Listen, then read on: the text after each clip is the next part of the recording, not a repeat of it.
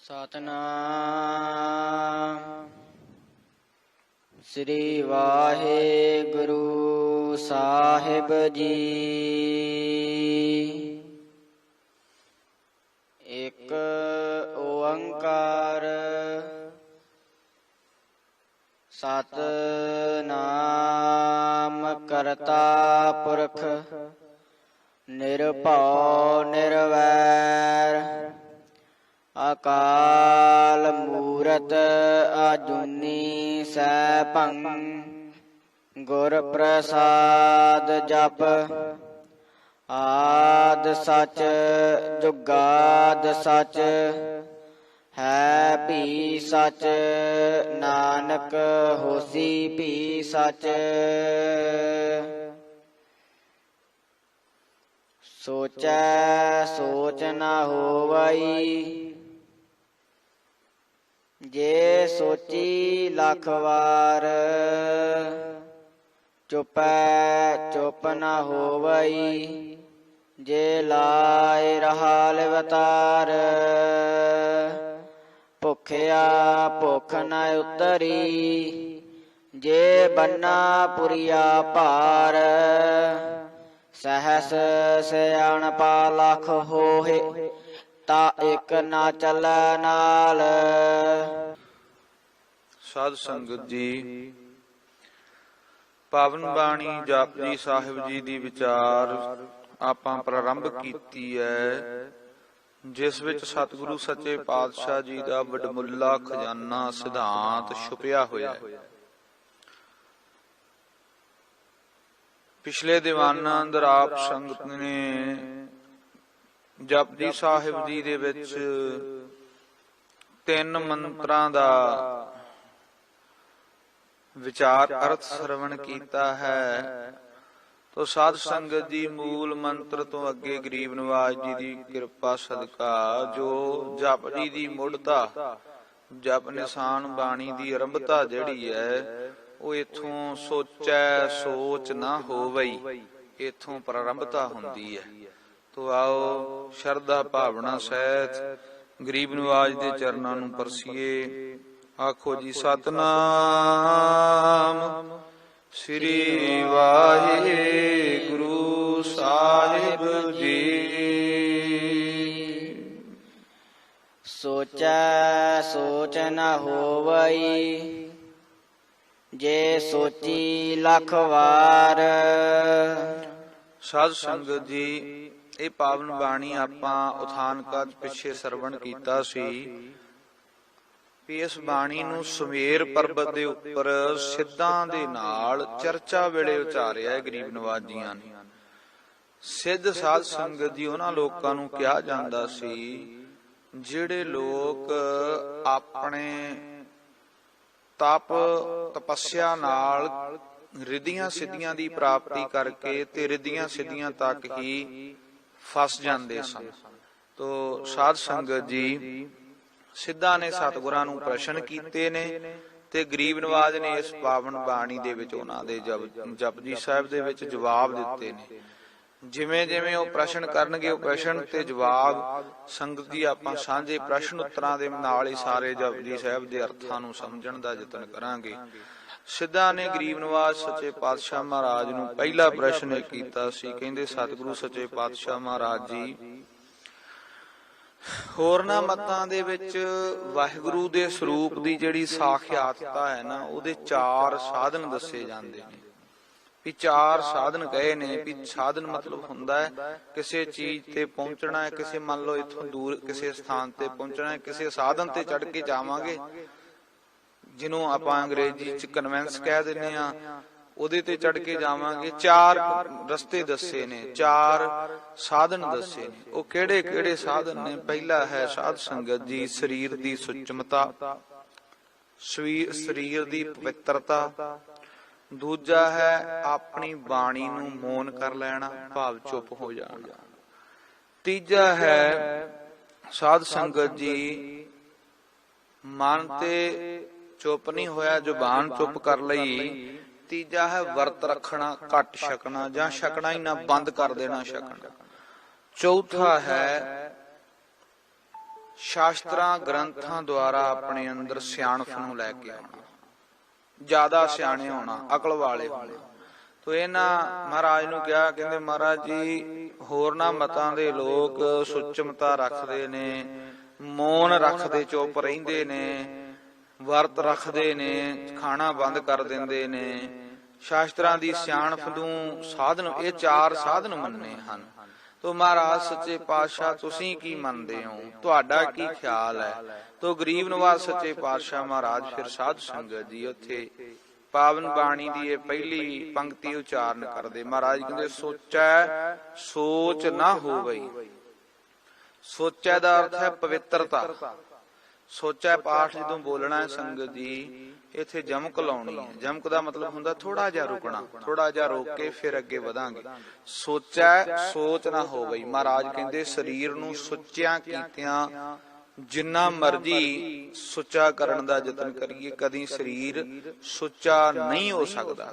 ਜੇ ਸੋਚੀ ਲੱਖ ਵਾਰ, ਜੇ ਲੱਖ ਵਾਰ ਵੀ ਇਸ ਸਰੀਰ ਦਾ ਇਸ਼ਨਾਨ ਕਰ ਲਈਏ ਤਾਂ ਇਹ ਸੁੱਚਾ ਨਹੀਂ ਹੋ ਸਕਦਾ। ਕਿਉਂਕਿ ਸਾਧ ਸੰਗਤ ਦੀ ਪਾਵਨ ਬਾਣੀ ਚ ਵਚਨ ਆਉਂਦੇ ਆ, ਨਵੈ ਛਿਦਰ ਅਪਵਿੱਤਰਾ। ਸਾਡੇ ਸਰੀਰ ਦੇ ਵਿੱਚ ਇੰਨੇ ਜ਼ਿਆਦੇ ਜਿਹੜੇ ਇਹ ਰੋਮ ਨੇ, ਸੁਰਾਖ ਨੇ, ਬਰੀਕ ਬਰੀਕ, ਜਿੱਥੇ ਜਿਨ੍ਹਾਂ ਨੂੰ ਆਪਾਂ ਵਾਲ ਵੀ ਕਹਿ ਦਿੰਨੇ ਆ, ਕੇਸ ਵੀ ਕਹਿ ਦਿੰਨੇ ਆ, ਇਹ ਸਾਰੇ ਵਾਲ ਕੇਸ ਇਹਨਾਂ ਦੁਆਰਾ ਸਾਡੇ ਸਰੀਰ ਚੋਂ ਗੰਦਗੀ ਤੇ ਨਿਕਲ ਰਹੀ ਹੈ। ਜੇ ਅਸੀਂ ਇਸ ਗੰਦਗੀ ਨੂੰ ਕੱਢਣੋਂ ਮੰਨ ਲਓ ਰੋਕ ਦਈਏ ਤੇ ਅਸੀਂ ਬਿਮਾਰੀਆਂ ਇੰਨੀਆਂ ਲਾ ਲਵਾਂਗੇ ਸਰੀਰ ਦੇ ਉੱਪਰ, ਸਾਡਾ ਸਰੀਰ ਇੰਨਾ ਵੱਡਾ ਰੋਗੀ ਹੋ ਜਾਵੇਗਾ, ਅਸੀਂ ਜਿਉਣ ਦੇ ਕਾਬਿਲ ਨਹੀਂ ਰਵਾਂਗੇ। ਤਾਂ ਇਹ ਵੀ ਨਹੀਂ ਕਿ ਸਫਾਈ ਨਹੀਂ ਰੱਖਣੀ, ਸਫਾਈ ਵੀ ਰੱਖਣੀ ਹੈ। ਸਫਾਈ ਦਾ ਮਤਲਬ ਜਾਂ ਸੁਚਮਤਾ ਦਾ ਮਤਲਬ ਇਹ ਵੀ ਨਹੀਂ ਕਿ ਝੂਠੇ ਹੱਥ ਹੀ ਲਾਈ ਜਾਣੇ ਹਰ ਇੱਕ ਚੀਜ਼ ਨੂੰ। ਸੁਚਮਤਾ ਦਾ ਮਤਲਬ ਹੈ ਕੇਵਲ ਸੁਚਮਤਾ ਤੱਕ ਨਾ ਫਸੀਏ। ਸੁਚਮਤਾ ਇੱਕ ਦਾਇਰੇ 'ਚ ਸੀਮਤ ਹੈ, ਉਹਨੂੰ ਉਸ ਦਾਇਰੇ ਤੱਕ ਸੀਮਤ ਰੱਖਣਾ ਵੀ ਜ਼ਰੂਰੀ ਹੈ। ਉਹਦੇ ਤੋਂ ਅੱਗੇ ਕਈ ਵਾਰ ਬਹੁਤ ਸਾਰਾ ਇਹ ਪ੍ਰਭਾਵ ਸਿੰਘ ਵੀ ਕਈ ਕਬੂਲ ਜਾਂਦੇ, ਉਹ ਹੱਥ ਹੀ ਮਾਂਜੀ ਜਾਂਦੇ ਨੇ। ਤੋ ਟੂਟੀਆਂ ਮਾਂਜਣੀ ਵੀ ਜ਼ਰੂਰੀ ਹੈ, ਪਰ ਕੱਲਾ ਟੂਟੀ ਮਾਂਜਣ ਤੱਕ ਹੀ ਨਾ ਬਹਿ ਜਾਈਏ, ਅੱਗੇ ਵੀ ਬਹੁਤ ਕੁਝ ਹੈ। ਸਿਮਰਨ ਕਰਨਾ ਹੈ, ਭਜਨ ਕਰਨਾ ਹੈ, ਸੁਚਮਤਾ ਪਵਿੱਤਰਤਾ ਦੇ ਨਾਲ ਹੀ ਕਰਨਾ ਹੈ। ਤੋ ਸਾਧ ਸੰਗਤ ਜੀ ਇਸ ਤਰ੍ਹਾਂ ਮਹਾਰਾਜ ਨੇ ਫਿਰ ਉੱਥੇ ਇਸੇ ਤਰ੍ਹਾਂ ਜਦੋਂ ਸਿੱਧਾਂ ਨੇ ਸਵਾਲ ਕੀਤਾ ਨਾ, ਮਹਾਰਾਜ ਇਹ ਸੁਚਮਤਾ ਨੂੰ ਸਾਧਨ ਦੱਸਿਆ ਜਾਂਦਾ। ਮਹਾਰਾਜ ਕਹਿੰਦੇ ਸੋਚੈ ਸੋਚ ਨਾ ਹੋਵਈ। ਸੁਚ ਪਵਿੱਤਰਤਾ ਸੁੱਚਿਆਂ ਕਰਦਿਆਂ ਕਰਦਿਆਂ ਕਦੀ ਵੀ ਬੰਦਾ ਸੁੱਚਾ ਨਹੀਂ ਹੋ ਸਕਦਾ। ਜੇ ਲੱਖਾਂ ਵਾਰ ਵੀ ਨਹਾ ਲਵੇ ਤਾਂ ਵੀ ਪਵਿੱਤਰ ਨਹੀਂ ਹੋ ਸਕਦਾ। ਤੁਸੀਂ ਇਹਨੂੰ ਸੁਚਮਤਾ ਨੂੰ ਹੀ ਸਾਧਨ ਦੱਸੀ ਜਾ ਰਹੇ ਹੋ। ਲੱਖ ਵਾਰ ਯਤਨ ਕਰਨ ਤੇ ਵੀ ਜੀਵ ਇਨਸਾਨ ਸੁੱਚਾ ਨਹੀਂ ਹੋ ਸਕਦਾ। ਚੁੱਪੈ ਚੁੱਪ ਨਾ ਹੋਵਈ, ਜੇ ਲਾਏ ਰਹਾ ਲਿਵਤਾਰ। ਕਹਿਣ ਲੱਗੇ, ਕਹਿੰਦੇ ਮਹਾਰਾਜ ਦੂਜਾ ਸਾਧਨ ਦੱਸਿਆ ਮਤਾਂ ਦੇ ਲੋਕਾਂ ਨੇ, ਧਰਮਾਂ ਦੇ ਲੋਕਾਂ ਨੇ। ਉਹ ਕਹਿੰਦੇ ਨੇ ਵੀ ਬ੍ਰਤ ਰੱਖਣਾ ਚਾਹੀਦਾ ਹੈ, ਮੌਨ ਵਰਤ। ਮੌਨ ਦਾ ਮਤਲਬ ਹੁੰਦਾ ਚੁੱਪ ਰਹਿ ਜਾਣਾ। ਜਿਵੇਂ ਕਈ ਵਾਰ ਬਹੁਤ ਲੋਕ ਚੁੱਪ ਰਹਿਣਾ ਪਰਮਾਤਮਾ ਦੀ ਬੰਦਗੀ ਮੰਨਦੇ ਨੇ। ਮੌਨੀ ਹੋਏ ਬੈਠਾ ਇਕਾਂਤੀ, ਹਿਰਦੇ ਕਲਪਨ ਗਾਠਾ। ਕਹਿੰਦੇ ਚੁੱਪ ਕਰਕੇ ਬਹਿ ਗਿਆ ਪਰ ਹਿਰਦਾ ਨਹੀਂ, ਅੰਦਰ ਦਿਲ ਦੇ ਵਿੱਚ ਉਹ ਗੱਲ ਨਹੀਂ ਚੱਲੀ, ਉਹ ਗੱਲ ਬੰਦ ਨਹੀਂ ਹੋਈ। ਹੁਣ ਕੋਈ ਬੰਦਾ ਮੂੰਹ ਤਾਂ ਮੌਨ ਕਰ ਲਵੇ, ਦਿਲ ਦਾ ਮੌਨ, ਮਨ ਦਾ ਮੌਨ ਵੀ ਤੇ ਚਾਹੀਦਾ ਨਾ। ਜੇ ਮਨ ਹੀ ਨਹੀਂ ਮੌਨ ਹੋਇਆ, ਮਨ ਨੂੰ ਚੁੱਪ ਨਹੀਂ ਕੀਤਾ, ਕੰਮ ਤੇ ਮਨ ਦੇ ਨਾਲ ਪ੍ਰਮਾਤਮਾ ਦਾ ਚੱਲਣਾ ਹੈ। ਤਨ ਦੀ ਵਰਤੋਂ ਵੀ ਹੋਣੀ ਹੈ ਪਰ ਮਨ ਤੋਂ ਹੀ ਹੋਣੀ ਹੈ। ਜੇ ਤਨ ਸੁਚੇਤ ਹੈ, ਮਨ ਅਚੇਤ ਹੈ, ਮਨ ਨਹੀਂ ਉਸ ਗੱਲ ਨੂੰ ਮੰਨ ਰਿਹਾ ਤੇ ਫਿਰ ਕੀ ਕਰਾਂਗੇ। ਤੋ ਕਈ ਵਾਰ ਅਸੀਂ ਨਾ ਜ਼ਿਆਦਾ ਹੀ ਮੌਨੀ ਬਣਨ ਦਾ ਯਤਨ ਕਰਦੇ ਹਾਂ ਵੀ ਮੈਂ ਚੁੱਪ ਕਰਕੇ ਸ਼ਾਇਦ ਪ੍ਰਮਾਤਮਾ ਪਾ ਲਵਾਂਗਾ। ਜਾਂ ਇਹਨੂੰ ਵੀ ਸਾਧਨ ਦੱਸਦੇ ਨੇ ਸਿੱਧ, ਕਹਿੰਦੇ ਮਹਾਰਾਜ ਚੁੱਪ ਰਹਿਣਾ ਵੀ ਸਾਧਨ ਹੈ। ਤਾਂ ਮਹਾਰਾਜ ਸੱਚੇ ਪਾਤਸ਼ਾਹ ਕਹਿੰਦੇ ਨਹੀਂ ਭਾਈ, ਹਿਰਦਾ ਮੌਨ ਹੋਣਾ ਚਾਹੀਦਾ ਹੈ। ਜ਼ੁਬਾਨ ਨੂੰ ਮੌਨ ਹੋਣ ਦੇ ਨਾਲ ਜੀਵ ਮੌਨ ਨਹੀਂ ਹੋ ਸਕਦਾ। ਤੋ ਸਾਧ ਸੰਗਤ ਜੀ ਚੁੱਪੈ ਚੁੱਪ ਨਾ ਹੋਵੇ। ਜਿੰਨਾ ਮਰਜੀ ਯਤਨ ਕਰ ਲਈਏ ਕਿ ਮੌਨ ਰਹਿ ਕੇ ਅਸੀਂ ਪ੍ਰਮਾਤਮਾ ਨਾ ਹਿਰਦੇ ਕਲਪਨ ਗਾਠਾ, ਸਾਡੇ ਹਿਰਦੇ ਦੀ ਕਲਪਨਾ ਜਿਹੜੀ ਹੈ ਉਹ ਤੇ ਅਸੀਂ ਗੰਢ ਬੱਧੀ ਹੋਈ ਹੈ ਹਿਰਦੇ ਦੇ ਵਿੱਚ, ਕਲਪਨਾਵਾਂ ਥੋੜੀ ਬੰਦ ਹੁੰਦੀਆਂ। ਹਾਂ, ਬੰਦਗੀ ਕਰਨ ਨਾਲ ਪ੍ਰਮਾਤਮਾ ਦੀ ਪ੍ਰਾਪਤੀ ਮਿਲ ਸਕਦੀ ਹੈ। ਜੇ ਕੋਈ ਆਖੇ ਕਿ ਮੌਨ ਨਾਲ ਰੱਬ ਮਿਲੇਗਾ, ਚੁੱਪੈ ਚੁੱਪ ਨਾ ਹੋਵਈ ਜੇ ਲਾਇ ਰਹਾ ਲਿਵਤਾਰ, ਜੇ ਦੁਨੀਆ ਦੇ ਵਿਖਾਵੇ ਵਾਸਤੇ ਲਿਵ ਦੀਆਂ ਤਾਰਾਂ ਜੋੜਨ ਵਾਲਾ ਦਿਖਾਵਾ ਕਰਾਂਗੇ ਤਾਂ ਕਦੀ ਪ੍ਰਮਾਤਮਾ ਦੀ ਪ੍ਰਾਪਤੀ ਨਹੀਂ ਹੋ ਸਕਦੀ। ਭੁਖਿਆ ਭੁੱਖ ਨਾ ਉਤਰੀ ਜੇ ਬੰਨਾ ਪੁਰੀਆ ਭਾਰ। ਗਰੀਬ ਨਿਵਾਜ ਜੀ ਚੌਥਾ ਤੀਜਾ ਸਾਧਨ ਵਰਤ ਰੱਖਣਾ ਦੱਸਿਆ ਹੈ। ਮਤਾਂ ਦੇ ਲੋਕ ਇਹ ਕਹਿੰਦੇ ਨੇ ਕਿ ਵਰਤ ਰੱਖਣਾ ਜ਼ਰੂਰੀ ਹੈ, ਤੋ ਸੱਚੇ ਪਾਤਸ਼ਾਹ ਮਹਾਰਾਜ ਜੀ ਵਰਤ ਰੱਖ ਲਈਏ। ਮਹਾਰਾਜ ਇਹ ਵਰਤ ਰੱਖਣ ਦੇ ਨਾਲ, ਬ੍ਰਤ ਰੱਖਣ ਦੇ ਨਾਲ ਪ੍ਰਮਾਤਮਾ ਮਿਲ ਸਕਦਾ ਹੈ। ਭੁੱਖਿਆਂ ਰਹਿਣ ਦੇ ਨਾਲ ਜੇ ਪ੍ਰਮਾਤਮਾ ਦੀ ਪ੍ਰਾਪਤੀ ਹੁੰਦੀ ਹੈ ਤਾਂ ਗਰੀਬ ਨਿਵਾਜ ਸੱਚੇ ਪਾਤਸ਼ਾਹ ਸਮਝਾਓ। ਮਹਾਰਾਜ ਕਹਿੰਦੇ ਭੁੱਖਿਆ, ਜੇ ਜੀਵ ਭੁੱਖਾ ਰਵੇ, ਆਖੇ ਕਿ ਮੈਂ ਭੁੱਖਾ ਰਹਿਣਾ ਹੈ ਤੇ ਮੈਂ ਭੁੱਖਾ ਰਹਿ ਕੇ ਪ੍ਰਮਾਤਮਾ ਦੀ ਪ੍ਰਾਪਤੀ ਕਰਾਂ, ਭੁੱਖ ਨਾ ਉਤਰੀ, ਮਨ ਦੀ ਭੁੱਖ ਨਹੀਂ ਉਤਰੇਗੀ। ਮੰਨ ਲਓ ਇੱਕ ਬੰਦਾ ਭੁੱਖ ਵਰਤ ਦੇ ਵਿੱਚ ਹੈ, ਉਹਨੇ ਵਰਤ ਰੱਖਿਆ ਹੈ, ਜਿਵੇਂ ਇਸਲਾਮ ਧਰਮ ਦੇ ਲੋਕ ਉਹ ਕਰਦੇ ਨੇ, ਉਹਨੂੰ ਰੱਖਦੇ ਜਿਹਨੂੰ ਕਹਿੰਦੇ ਰੋਜੇ।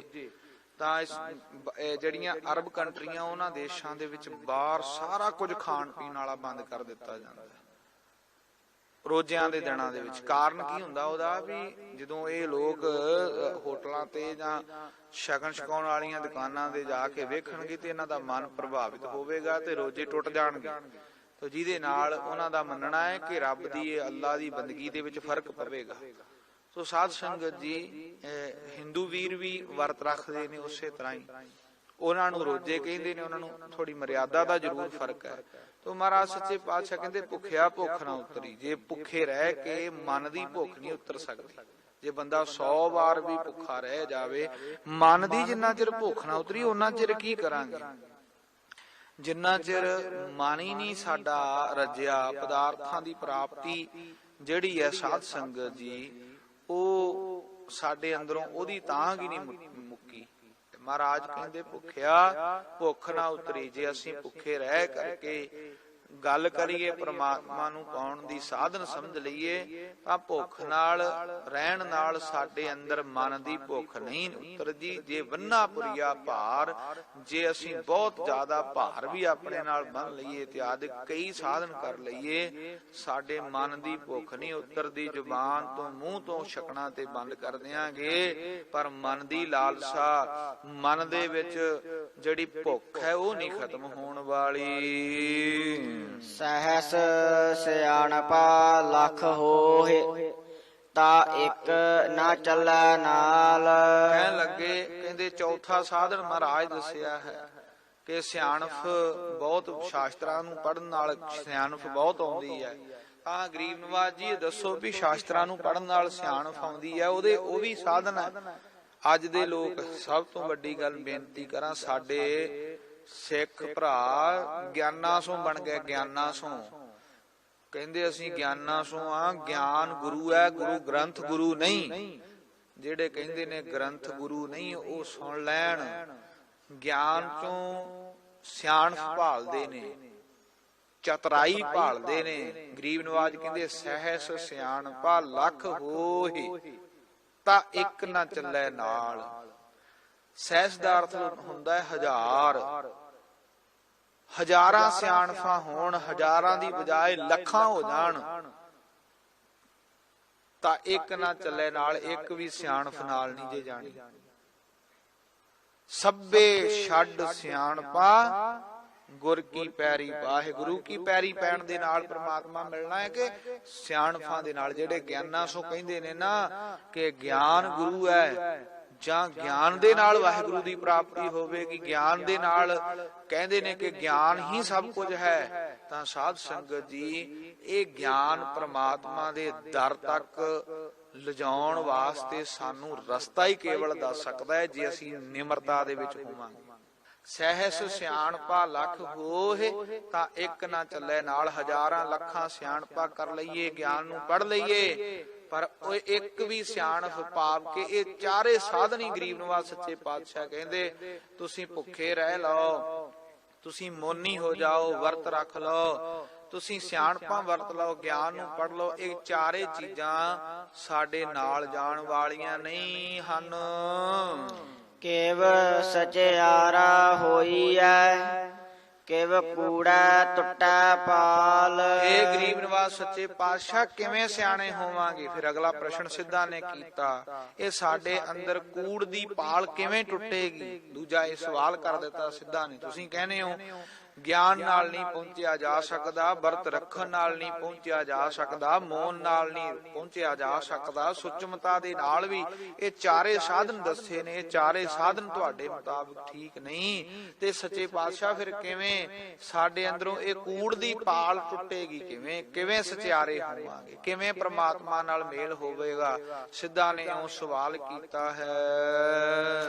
ਹੁਕਮ ਰਜਾਈ ਚੱਲਣਾ, ਨਾਨਕ ਲਿਖਿਆ ਨਾਲ। ਸਾਹਿਬ ਜੀ ਕਹਿੰਦੇ ਉਹ ਭਲਿਓ, ਹੁਕਮ ਰਜਾਈ ਚੱਲਣਾ, ਉਸ ਵਾਹਿਗੁਰੂ ਦੀ ਹੁਕਮ ਦੇ ਵਿੱਚ, ਉਹਦੀ ਰਜਾ ਦੇ ਵਿੱਚ ਕਹੀਏ ਜੋ ਗੁਰ ਕਹੈ ਸੋਈ ਭਲ ਮਾਨੋ। ਜੋ ਪ੍ਰਮਾਤਮਾ ਕਵੇ, ਜੋ ਅਕਾਲ ਕਰ ਦੇਵੇ, ਵਾਹਿਗੁਰੂ ਕਰ ਦੇਵੇ, ਉਹਨੂੰ ਹੀ ਚੰਗਾ ਮੰਨਣਾ। ਜੇ ਉਹਨੇ ਸਾਡੇ ਘਰ ਦੇ ਵਿੱਚ ਖੁਸ਼ੀ ਦਿੱਤੀ ਹੈ ਤੇ ਉਹਦੀ ਹੁਕਮ ਚ ਹੈ, ਜੇ ਗਮੀ ਆ ਗਈ ਤਾਂ ਉਹ ਵੀ ਉਹਦਾ ਹੁਕਮ ਹੀ ਹੈ। ਸਾਧ ਸੰਗਤ ਜੀ, ਅਸੀਂ ਪ੍ਰਮਾਤਮਾ ਦੀ ਰਜਾ ਦੇ ਵਿੱਚ ਰਾਜੀ ਰਹਿਣ ਦੀ ਬਜਾਏ ਪ੍ਰਮਾਤਮਾ ਨੂੰ ਆਪਣੀ ਰਜਾ ਦੇ ਵਿੱਚ ਰੱਖਣ ਦੇ ਵਾਸਤੇ, ਪ੍ਰਮਾਤਮਾ ਨੂੰ ਆਪਣੀ ਰਜਾ 'ਚ ਰੱਖਣ ਵਾਸਤੇ ਉਹਨੂੰ ਤਾਨੇ ਦੇਣ ਲੱਗ ਪੈਂਦੇ। ਤਾਂ ਮਹਾਰਾਜ ਸਾਹਿਬ ਜੀ ਕਹਿੰਦੇ ਨਹੀਂ ਭਾਈ, ਸਿਆਣਪਾਂ ਅਕਲਾਂ ਦੇ ਨਾਲੋਂ ਉਹਦੀ ਰਜਾ ਸਾਰਿਆਂ ਤੋਂ ਵੱਡੀ ਹੈ। ਜੋ ਗੁਰ ਕਹੈ ਸੋਈ ਭਲ ਮਾਨੋ, ਜੋ ਪ੍ਰਮਾਤਮਾ ਕਵੇਗਾ ਕਰੇਗਾ ਉਹੀ ਠੀਕ ਹੈ। ਹੁਕਮ ਰਜਾਈ ਚੱਲਣਾ, ਉਹਦੀ ਹੁਕਮ ਤੇ ਰਜਾ ਦੇ ਵਿੱਚ ਚੱਲਣਾ। ਨਾਨਕ ਲਿਖਿਆ ਨਾਲ, ਜੋ ਗੁਰੂ ਸੱਚੇ ਪਾਤਸ਼ਾਹ ਨੇ ਸਾਡੇ ਨਾਲ ਲਿਖ ਕੇ ਅਕਾਲ ਨੇ ਭੇਜ ਦਿੱਤਾ ਹੈ, ਜੋ ਉਹਦੇ ਹੁਕਮ 'ਚ ਹੈ ਉਹੀ ਉਹਦੇ ਵਿੱਚ ਰਵਾਂਗੇ, ਤਾਂ ਹੀ ਸਾਨੂੰ ਸਾਰੀਆਂ ਚੀਜ਼ਾਂ ਦੀ ਪ੍ਰਾਪਤੀ, ਤਾਂ ਹੀ ਬਖਸ਼ਿਸ਼, ਤਾਂ ਹੀ ਰਹਿਮਤ ਹੋਵੇਗੀ। ਇੱਥੇ ਪਹਿਲੀ ਪੌੜੀ ਦੀ ਸਮਾਪਤੀ ਹੈ।